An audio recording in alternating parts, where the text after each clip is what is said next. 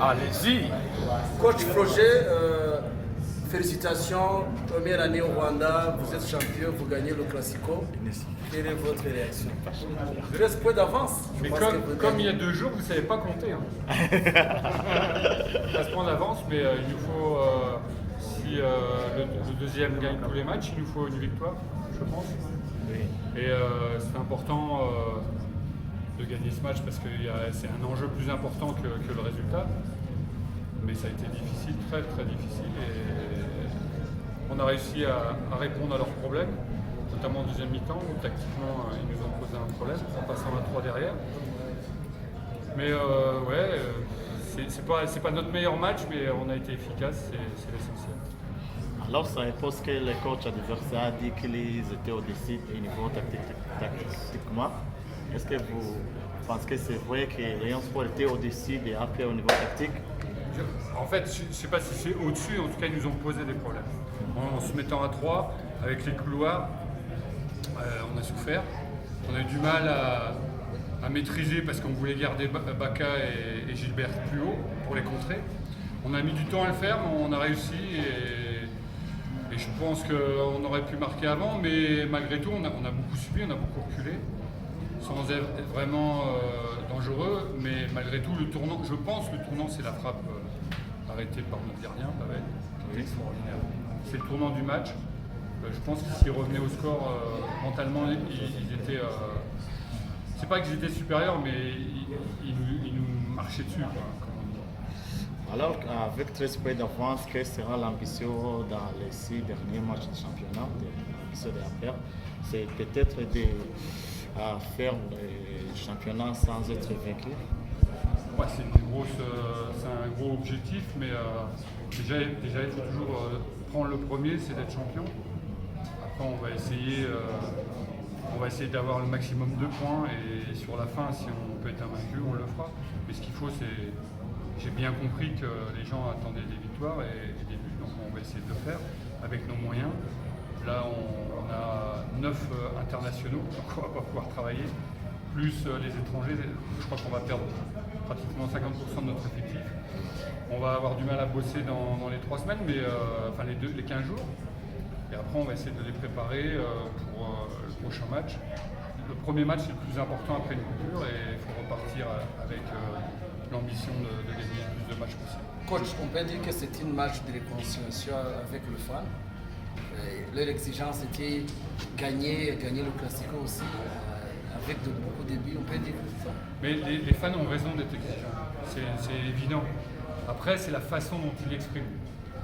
Moi, quand j'ai appris qu'il y a des gens qui ne venaient pas, je suis mal à l'aise, je ne sais pas quoi faire, ça me déçoit. Pas qu'ils ne viennent pas, mais j'ai pas de solution immédiate. Et un fan qui ne vient pas, c'est un fan qui est blessé, donc ça me gêne. On n'est pas là pour blesser les gens. Après, il faut qu'ils comprennent que pendant tout le match, on a besoin d'eux. On l'a vu aujourd'hui, il y a eu une osmose, il nous fallait de l'énergie. Et j'espère que jusqu'à la fin de saison, même si on ne gagne pas tous les matchs, ils seront derrière nous, pour que ça soit une joie, parce que un championnat, c'est tout un travail d'équipe dans le club, mais aussi à l'extérieur. Les fans, on a besoin d'eux et les joueurs ont besoin d'eux. Ça leur permet de se transcender. Coach, hier soir, vous avez félicité par le CDS. Quel est le message du CDS? Le CDS, c'était nous encourager, nous dire qu'on représente un club. Il y a aussi, encore une fois, il nous a parlé des fans. Il faut les contenter. Donc c'était bien sûr la victoire, mais c'était surtout d'être engagé.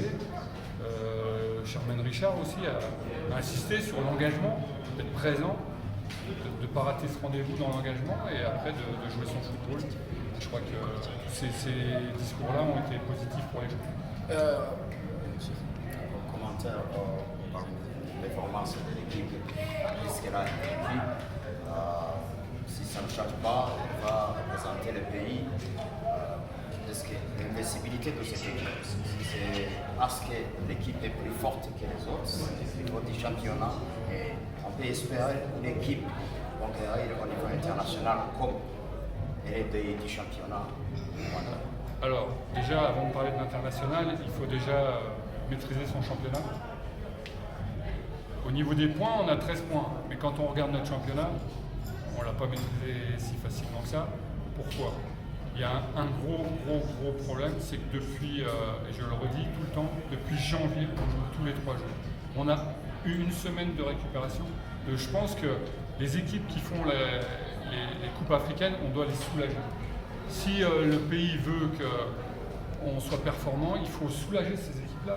C'est pas normal qu'après Pyramide, on joue pratiquement 4 jours après. C'est pas normal que quand on fait un tournoi international, on joue 3 jours après.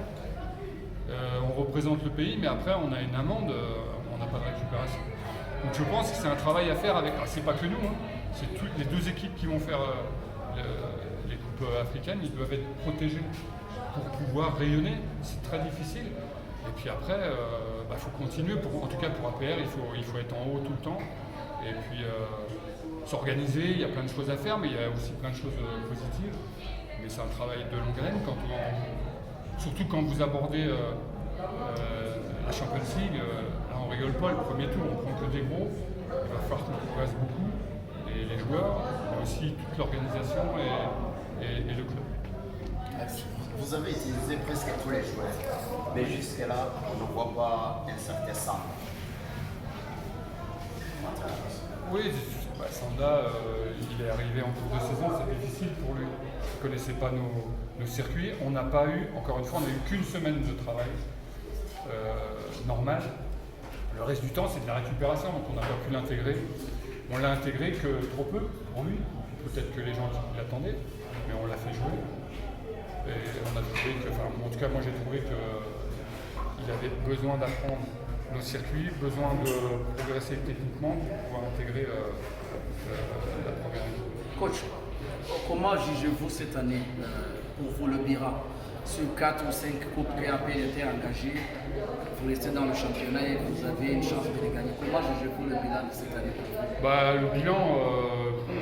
Le bilan, je trouve que la constance du championnat est très positive. Après, c'est vrai qu'en coupe, on a eu la coupe de la paix, c'est un peu limite la finale, mais c'est comme ça, il faut l'accepter. Moi, je pense que pour gagner tous les trophées, il n'y a pas beaucoup d'équipes qui peuvent le faire. Il faut avoir 2 équipes, et on n'a pas 2 équipes de haut niveau, il faut le dire.